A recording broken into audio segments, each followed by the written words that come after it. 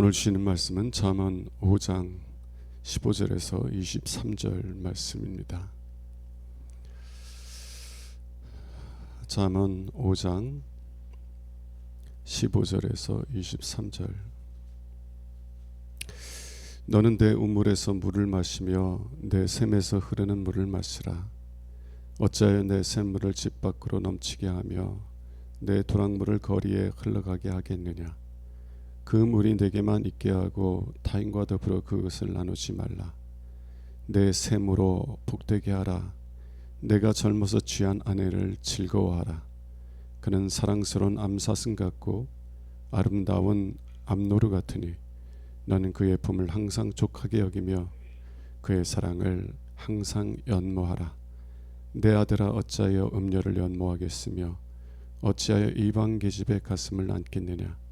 대저 사람의 길은 여호와의 눈앞에 있나니 그가 그 사람의 모든 길을 평탄하게 하시느니라. 악인은 자기의 악에 걸리며 그 죄의 줄에 매이나니 그는 훈계를 받지 아니함으로 말미암아 죽겠고 심히 미련함으로 말미암아 혼미하게 되느니라. 아멘. 오늘은 십계명 7번째 말씀, 간음하지 말라라는 그런 말씀을 가지고 함께 은혜를 나눌 수 있기를 원합니다. 그리스도인들 중에서도 성생활에 대해서 좀 부정적으로 생각하는 분들이 있습니다. 성생활은 좀 죄로 더럽혀진 생활이고, 성생활은 그저 자녀를 낳기 위한 그런 어떤 도구일 뿐이다 생각하는 분이 있어요. 실제로 어떤 목사님이 고민을 상담해 왔어요. 근데 그 목사님 개척을 하고 그리고 교회를 졌는데 주택을 따로 구입할 여력이 안 돼서 그 교회 건물에다가 주택 사택을 이렇게 마련한 거죠. 근데 사모님이 부부 생활을 거절한다는 거예요. 이게 뭐 한 달, 두 달도 아니고 뭐 1년, 2년 넘어가니까 목사님도 불만이 쌓여가지고 결국엔 상담을 요청을 했다는 거예요. 근데 그 사모님이 왜 부부 생활을 거절했느냐, 성생활을 거절했냐, 그 이유는 한 가지였다는 거예요. 어떻게 교회에서 성생활할 수 있냐, 부부 생활할 수 있냐는 거예요. 왜냐하면 사택이 교회에 붙어 있으니까. 그 사모님이 그러한 생각을 갖게 되는 이유는 성생활 자체가 죄로 더럽혀져 있고 부정하다는 생각 때문에 그런 거예요. 그러나 성경에서는 성생활 자체가, 성적인 욕구 자체가 잘못됐다고 여기지 않습니다. 오히려 그 성적인 욕구가 하나님께 주신 복이라고 이야기를 해요. 여러분, 하나님께서 아담과 하와를 창조하신 다음에 축복하실 때 뭐라고 축복하셨어요? 생육하고 번성하라. 생육하고 번성하라는 거예요. 부부 생활의 즐거움을 통해서 자녀들을 낳는 기쁨을 누리라는 것입니다. 하나님께서 성적인 욕구를 주신 것은 우리에게 복을 주신 거예요. 오늘 본문의 말씀도요, 네가 젊어서 취한 아내를 즐거워하라라고 말해요. 즐거워하라.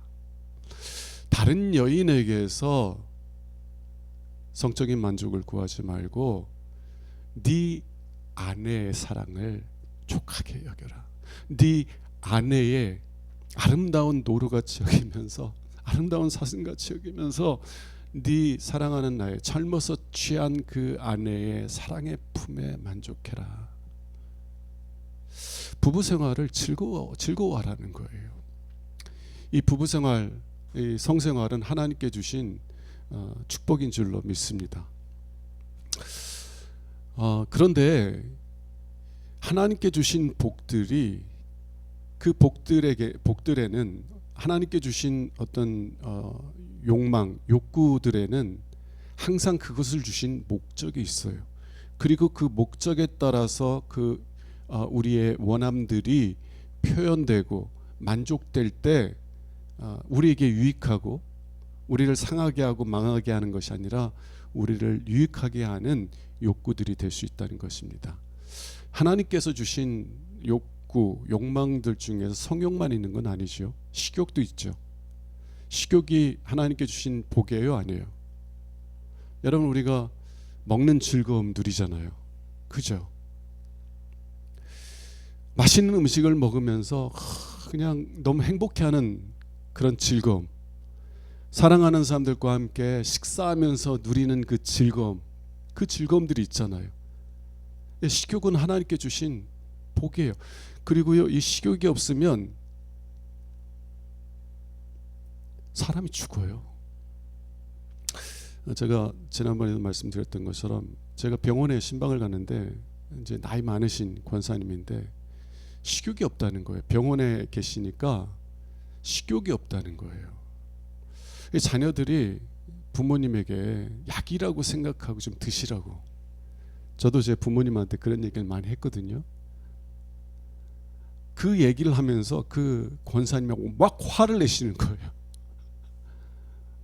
아니, 이 밥이 모래알같이 느껴진대요. 먹으려고 자기 노력하고 약이라고 생각하고 먹으려고 하는데 안 넘어간다는 거예요. 모래알인데 어떻게 넘어가겠어요? 여러분, 식욕이 없으면은요, 먹는 것 자체가 고문이에요, 고문. 그리고 고문일 뿐만 아니라 먹기가 싫으니까 점점점 우리가 쇠약해지고 죽게 되는 거예요. 식욕은요, 하나님께 주신 복입니다. 먹는 걸 통해서 즐거움을 누리게 하시고 그 즐거움을 통해서 우리 몸에 건강을 얻게 하시기 위한 거예요. 그런데 그 식욕이 올바른 목적을 따라서 표현되지 않으면 그 식욕이 우리를 망하게 하고 파괴해 갈 수 있다는 것 아시죠? 건강한 음식들을 먹어야 되는데 꼭 안 좋은 것들을 좋아하는 분들이 있어요. 우리 권사님들 중에도 꼭 저녁에 안 좋은 것들 드신다는 얘기를 들었는데 절제하세요. 저도 자꾸 달달한 게 좋아가지고 여러분, 그런 걸 몸에 안 좋은 것 균형 있게 먹어야 되는데 안 좋은 것들을 폭식을 하면 그게 내 몸을 상하게 만들잖아요. 균형 있는 식사를 해야 돼요. 마찬가지로 성욕도 마찬가지입니다. 하나님께서 우리에게 성욕을 주신 것은 그 성욕을 통해서 즐거움을 누리게 하시기 위한 거예요. 하나님께 주신 복이에요. 그런데 그것이 하나님의 목적을 따라서 누려질 때 그것이 우리에게 복이 되지, 하나님께서 계획하신 뜻하신 목적을 넘어서 그 성욕의 만족을 얻고자 하면 그것이 우리 자신을 파괴하고 우리가 사랑하는 사람들도 파괴할 수 있다는 것입니다. 그러면 하나님께서 성적인 욕구를 주신 목적이 뭐예요? 성적인 욕구를 주신 목적이 무엇입니까? 여러분, 하나님께서 성욕을 주신 목적은 단순히 그 성적인 욕망을 통해서 만족을 구하라는 것이 아니라 한 여자와 한 남자가 서로 온전한 헌신과 온전한 신뢰 속에서 하나됨을 경험하며 살아가라고 주신 거예요. 여러분, 우리가 이제 결혼하게 되면 부부가 서로 앞에서 벌거벗잖아요. 그죠? 근데 벌거벗는데 더 이상 부끄러워하지 아니하고 두려워하지 않아요. 에덴 동산에서 아담과 하와가 타락하기 이전의 삶을 누려가는 거예요. 그들이 벗었으나, 그들이 벌거벗었으나 부끄러워하지 않더라. 왜 그래요? 서로에 대한 온전한 신뢰가 있어서 그래요. 서로에 대한 온전한 헌신이 있어서 그래요. 근데 그들이 범죄하고 난 다음에 그들의 신뢰가 깨어지기 시작하는 거예요. 아담이 누구를 비난해요? 누가 너희더러 그 선악과를 먹으라 했더냐? 하나님께서 물으시니까 아담이 누구를 비난해요? 하나님께서 주신 저 여자 때문에 그렇다고. 신뢰가 깨지는 거예요. 여러분, 신뢰가 깨지면 서로 벗었으나 부끄러워하지 않는 게 아니라 서로의 연약함을 부끄러워하고요, 두려워하기 시작해요. 여러분, 우리가 부부 사이에 서로 벗었으나 부끄러워하지 않는 이유는 서로에 대한 온전한 신뢰, 서로에 대한 온전한 헌신이 있을 때 가능한 거예요. 그리고 성적인 욕망은 그 온전한 헌신과 온전한 신뢰 속에서 하나됨의 즐거움, 하나됨을 누리는 그 즐거움을 이루는 도구가 되는 것입니다. 정말 내가 신뢰하는 사람, 저 사람을 위해서는 내 모든 것을 내어줄 수 있다고 여기는 사람, 그 사람과의 성적인 관계를 갖게 되면, 그 배우자와 성적인 이 관계를 갖게 되면 어떤 즐거움을 누려요? 하나됨의 즐거움을 누리는데요, 다르게 한번 표현해 볼게요. 성적인 그 관계를 통해서 우리가 궁극적으로 누리게 되는 이 즐거움이 뭐냐면, 여러분, 누가 나를 있는 모습 그대로, 나의 벌거벗은 모습 그대로 사랑해 줄 수 있어요. 내 배우자밖에 없어요. 여러분, 우리 배우자 말고 다른 사람들 앞에서 벌거벗어 봐요. 미친 사람 이야기 듣지. 오직 배우자 앞에서만 벌거벗을 수 있는 거예요. 그게 무슨 얘기예요? 배우자만 나를 있는 모습 그대로 받아주는 거예요. 여러분, 이 성생활이라는 것은 단순히 어떤 성적인 쾌락을 추구하는 것이 아니라 배우자가 나를 온전히 받아주는, 허물이 없는 사람은 없겠죠. 그러나 이 사람만큼은 나만을 사랑한대. 다른 여자 보지도 않는데 나를 위해서는 생명까지도 내어줄 수 있대. 그리고 이 배우자는 내 있는 모습 그대로 받아주고 사랑한대. 여러분, 그런 배우자와의 사랑의 연합을 이룰 때 세상 어디에서도 누리지 못하는 기쁨과 즐거움을 누리지 않습니까? 하나님께서 우리에게 성적인 욕구를 주신 것은 배우자와의 그러한 온전한 하나됨을 경험하고 누리고 즐거워하도록 우리에게 그런 성적인 욕구를 주셨다는 거예요. 그리고 하나님께서 축복하시면서 너희는 생육하고 번성하라, 그 즐거움을 충만히 누려라, 네가 젊어서 취한 아내를 즐거워해라,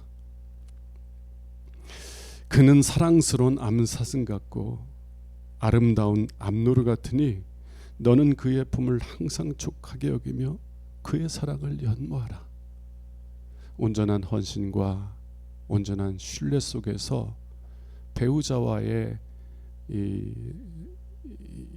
연합, 성적인 관계를 통해서 이 배우자와의 완전한 연합을 이루는 그 즐거움을 누려가라는 것이에요. 골로새서에서는 사도 바울이 하나님께서 이 세상을 창조하신 것은 그리스도를 위해서 창조하셨다라고 그래요. 하나님께서 우리를요, 천사와 같이 이 어떤 부부 생활하지 않는 그런 존재로 창조하실 수도 있었는데, 왜 하나님께서는 우리가 성생활을 하는 사람으로, 존재로 이렇게 만드신 것이에요?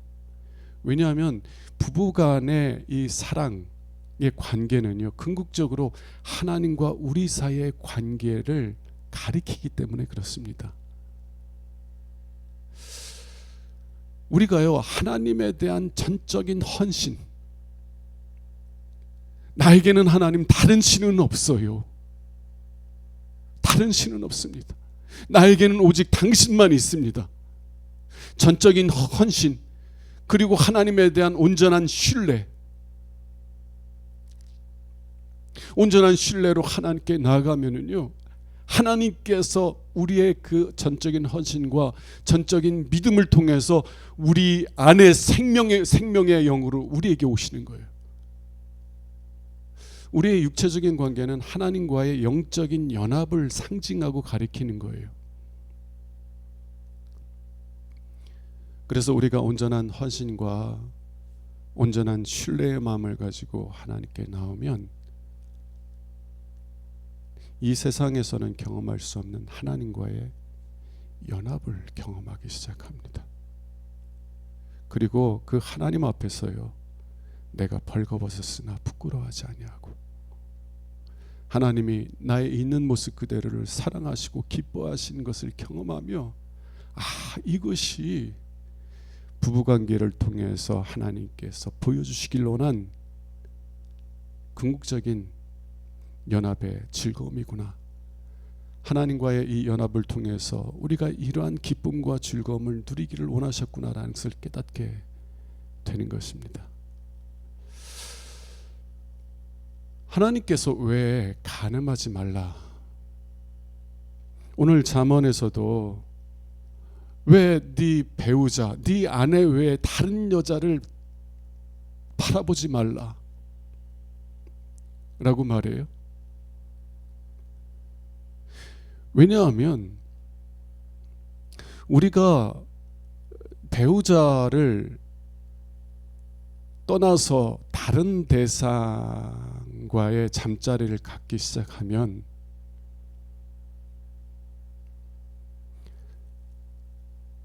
온전한 헌신과 온전한 신뢰를 저버리기 때문에 그래요. 사랑의 온전한 연합은요, 온전한 헌신과 온전한 신뢰가 없이는 불가능해요. 하나님과의 연합도요, 하나님에 대한 온전한 헌신과 온전한 신뢰가 없으면 하나님과의 사랑의 연합이 이루어질 수가 없어요. 하나님 아닌 다른 신들을 내 마음에 품고 있는데 어떻게 하나님과의 연합을 이룰 수 있어요? 하나님을 신뢰하지 않는데 어떻게 하나님을 내 삶에 받아들일 수가 있어요? 불가능해요. 하나님께서 엘리야 선지자를 통해서 이스라엘 백성들을 갈멜산에 세워놓고 누가 참 하나님이신지를 보여주는 거예요. 재물들 쌓아놓고 하늘에서 불을 내려 그 재물을 받으시는 신이 진짜 신이다 보여주신 다음에 하나님께서 엘리야 선지자를 통해서 뭐라고 요구하셨어요? 너희는 더 이상 머뭇머뭇거리지 말라는 거예요. 여호와 하나님과 바알 사이에서 머뭇머뭇거리지 말라는 거예요. 만일 여호와 하나님이 참된 하나님이시면 여호와 하나님을 택하고, 만일 바알이 하나님이라면 바알을 따라가라는 거예요. 둘 사이에서 머뭇머뭇거리지 말라는 거예요.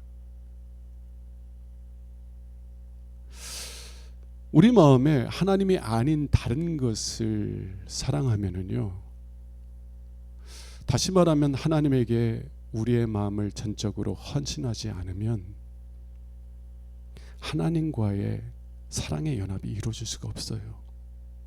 사랑과의 관계도 마찬가지예요. 배우자의 관계도. 내가 아내를 당신 외에는 나에게 어떤 여인도 없습니다, 나는 당신만을 사랑합니다라는 전적인 헌신의 마음이 없는데 어떻게 아내하고 연합의 사랑의 연합을 이룰 수가 있어요? 불가능한 거예요. 우리가 배우자 외에 다른 대상과의 잠자리를 갖는다면 그 사람은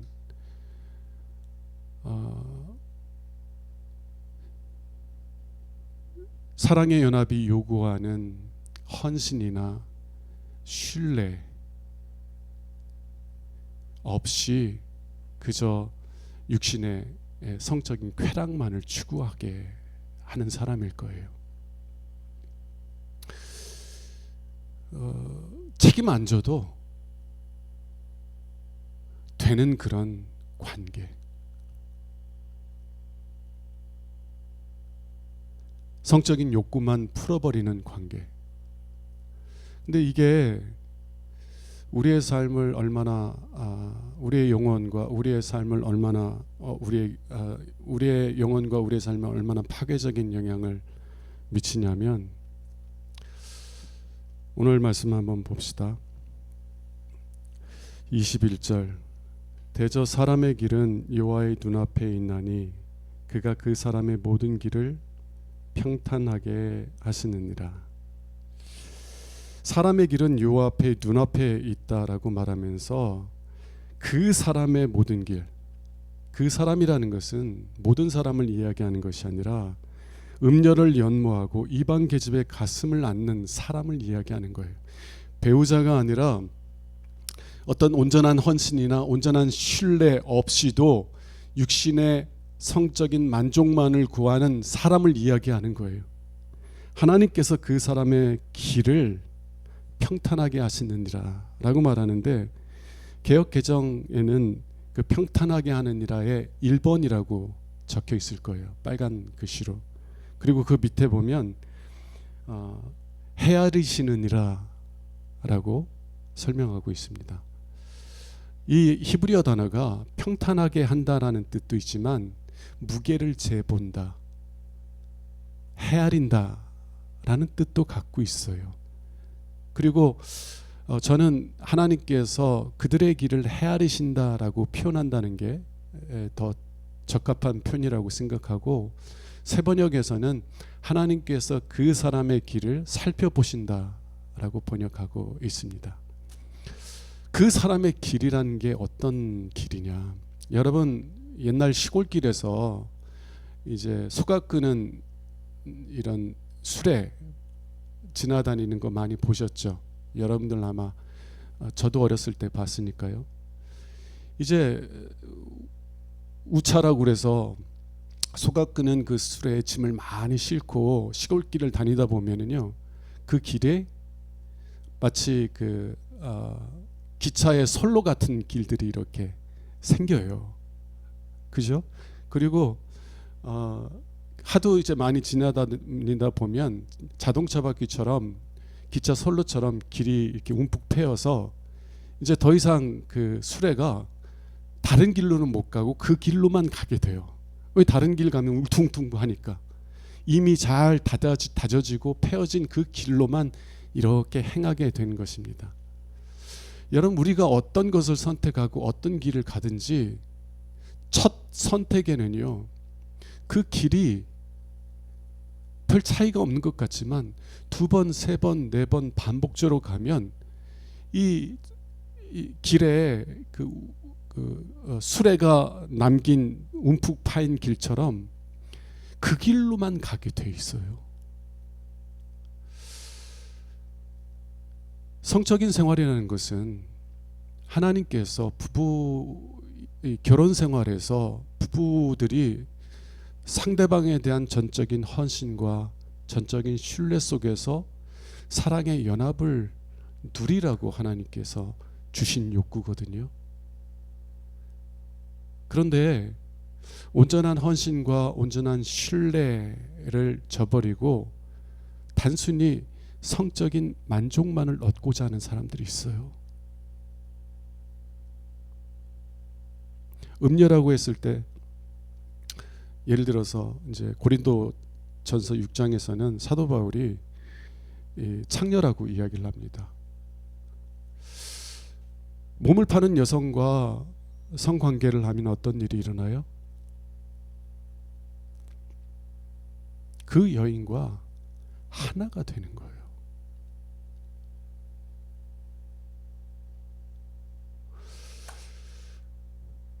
그 여인과 하나가 됐는데 어떻게 하나님과 하나가 될 수가 있느냐 라고 말해요. 왜 그런 표현까지 쓰냐면, 여러분, 우리가 배우자에 대한 온전한 헌신과 신뢰의 마음이 없이 다른 여인에게서 성적인 만족을 구하려고 하면 우리는요,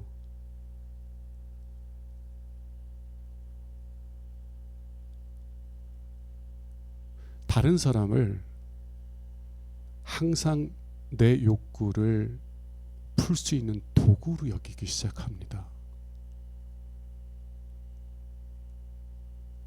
도구로 여기기 시작해요. 몸을 파는 여성들은 내가 돈 주고 사용하는 도구일 뿐이에요.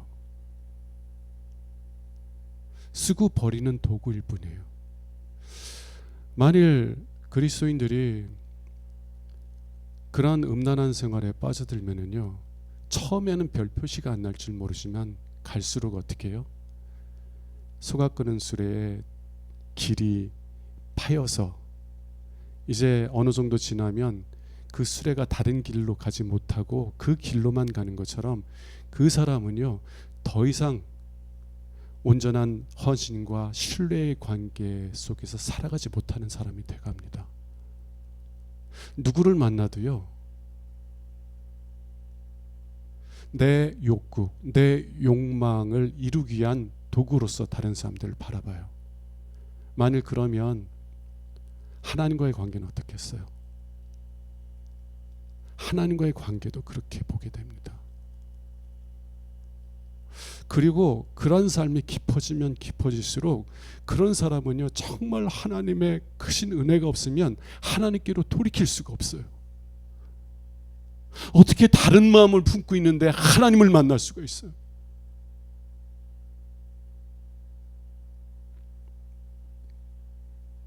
그래서 하나님께서 간음하지 말라는 거예요.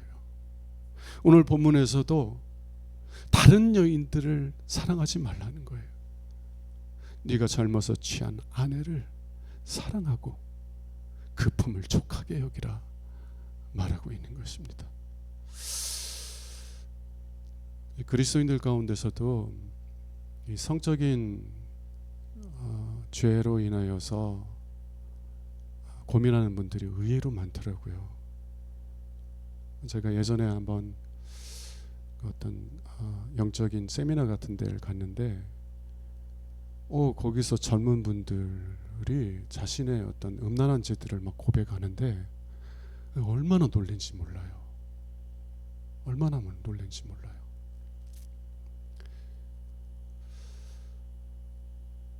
근데 우리가 이러한 잘못된 선택으로 인하여서 하나님께서 만들어주신 틀 넘어서 성적인 욕구를 추구하는 삶을 살아가던 이 삶에서 회복될 수 있는 길은 한 가지밖에 없다고 저는 믿습니다. 복음을 통해서요, 하나님의 은혜와 사랑을 경험하는 삶을 살아야 돼요. 복음을 통해서 하나님의 은혜와 사랑이 무엇인지를 깨닫고 경험해야 사랑과의 관계도 회복되기 시작한다는 겁니다. 하나님과의 관계가 회복돼야 사랑과의 관계도 회복돼요. 여러분, 복음에서는 우리에게 무엇을 계속해서 말씀하고 있습니까?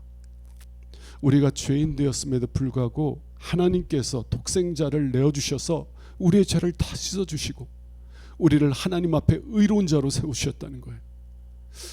우리가 하나님 앞에 벌거벗었지만 하나님께서 우리를 멸시하지 아니하시고 우리를 그 있는 모습 그대로 사랑하신다는 게 복음이 있잖아요. 우리가 정말 주홍 같은 죄로 가득할지라도 하나님께서는 예수 그리스도를 통해서 우리를 정결하게 하시고 우리를 의로운 자로 받아주신다는 거예요.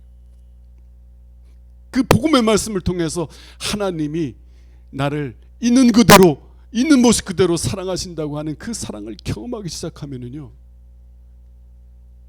내가 하나님 앞에 벌거벗었으나 부끄러워하거나 두려워하지 아니하고 오히려 하나님의 사랑을 깊이 받아들이며, 이것이 하나님께서 부부 생활을 만드신 이유구나. 부부 생활을 통해서 하나님과 누리는 이 사랑의 연합을 누리라고 하나님께서 부부 생활을 창조하신 것이구나 라는 것을 깨닫기 시작해요. 그리고 그러한 은혜들을 경험하기 시작하면서요, 우리가 어떤 사람으로 변화되기 시작해요? 예전에는 하나님이 내 욕망을 해결해 주는 도구였을 수 있어요. 하나님 내가 이거 드릴 테니까 내가 원하는 거죠. 그런 거래 관계이었을 수 있어요. 근데 하나님의 은혜, 하나님의 사랑, 그 안에서 나를 있는 모습 그대로 사랑하시는 그 사랑의 연합을 누려가면 누려갈수록 우리는 더 이상 다른 신들을 사랑하는 것이 아니라 하나님만 사랑하기 원하는 자로 성장하게 되는 줄로 믿습니다. 나에게는 다른 신은 없습니다. 오직 여호와 하나님만 사랑합니다. 온전한 헌신의 사람으로 변해가요. 그리고 그 사랑을 깨달으면 깨달을수록 하나님만을 온전히 신뢰하는 믿음의 사람으로 성장해 갑니다. 그렇게 성장해 가면 갈수록 그 온전한 믿음과 온전한 헌신을 통해서 더 깊은 하나님의 사랑 속으로 들어가는 거예요. 더 깊은 하나님과의 사랑의 연합을 누리기 시작하는 거예요. 여러분, 그러면은요, 하나님과의 관계가 회복되면 사랑과의 관계도 회복되더라고요. 부부 생활이 회복돼요. 부끄러운 얘기 할까요? 저도 부부 사이가 안 좋을 때가 있었어요. 그러니까 이제 아내도 마음이 다치니까 부부 생활을 안 하는 거예요. 그래서 제가 한 번은 고린도전서에서 사도 바울이 이야기한 말씀이 있어요. 남편이든 아내든 자기 몸을 주장하지 말라고. 다르게 얘기하면 남편이 부부생활 원하면 부부생활 하라고, 아내가 부부생활 원하면 부부생활 하라고. 너희들의 몸은 주님의 것이지 너희 몸이 아니야. 그러므로 너희들의 몸을 스스로 이렇게 자기 것인 것 주장하면서 부부생활을 거절하지 말라고 하는 말씀이 있어요. 그래서 제가 그 말도 해봤어요. 그런데 하나님의 은혜를 경험하면서요, 제가 깨닫게 된 게 뭐냐면, 왜 아내가 부부생활을 거절하는가?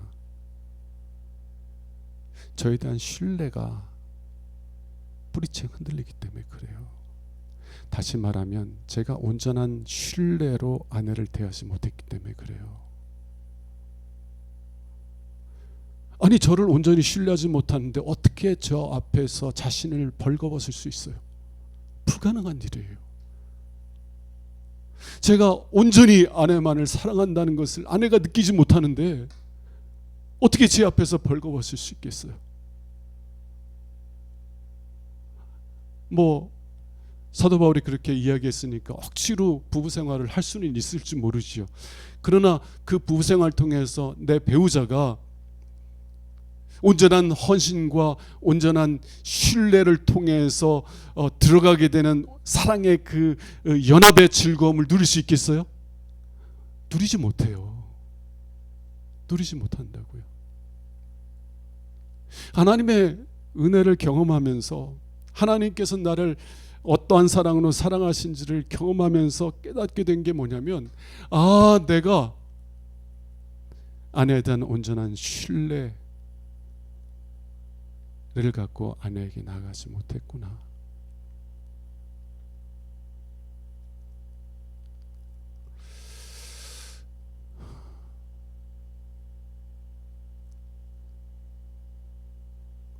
적어도 제가 아내를 신뢰한다고 말할지라도 아내가 저를 신뢰하지 못하면 그건 저에게 책임 있는 것 아니에요.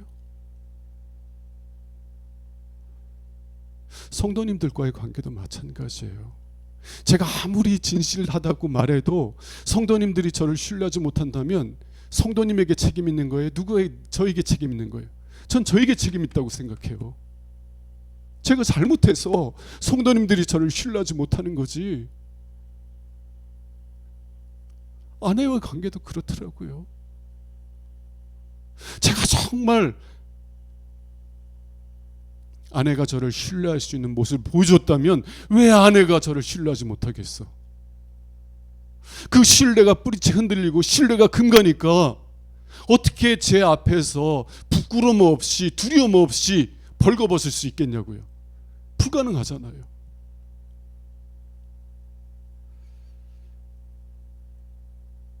그 이후부터 잠자리를 요구하는 것이 아니라 제가 아내의 신뢰를 금가게 했던 것을 회개하면서 그 신뢰를 회복하려고 애쓰는 거예요.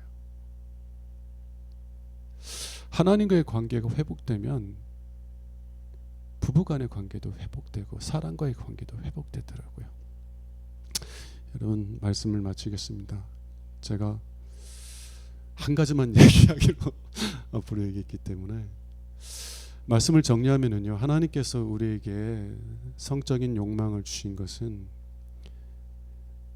부부 사이에서 온전한 허신과 온전한 신뢰의 관계를 통해서 사랑의 연합의 즐거움을 누리게 하시기 위한 거예요. 누가 나를 이렇게 벌거벗었는데, 내 단점들 다 보이는데 나를 있는 모습 그대로 받아주고 사랑할 수 있어요? 배우자밖에는 안 돼. 배우자, 나를 온전히 신뢰하는 배우자 앞에서 벌거벗어도 부끄럽지 않는 관계, 그 사랑의 연합을 누리라고 성적인 욕구를 주신 거예요. 그리고 그걸 통해서 뭘 경험하고 뭘 바라보라고요? 하나님과의 완전한 사랑의 연합을 누리라고. 여러분, 복음의 말씀을 통해서 하나님이 우리를 어떠한 사랑으로 사랑하시는지를 깊이 알아가신 여러분들 되시길 바랍니다. 하나님의 십자가를 통하여 우리에게 부어주시는 하나님의 그 놀라운 은혜와 사랑을 경험하면, 내가 그렇게 목말라하고 그렇게 갈급해하던 것이 바로 이 하나님과의 사랑의 연합이었구나라는 깨닫게 돼요. 내가 부부 사이에서 얻고자 그렇게 원했지만 내 배우자로부터 얻지 못하는 이 영혼의 그런 목마름이 궁극적으로는 하나님께서 주실 은혜였구나 깨닫게 돼요. 그리고 그 은혜를 경험하면 경험할수록 배우자의 관계, 사랑과의 관계도 회복되어 가는 줄로 믿습니다. 그런 은혜가 저와 여러분들에게 있기를 주님의 이름으로 축원합니다. 우리 304장 부르고 주기도문으로 예배를 마치도록 하겠습니다.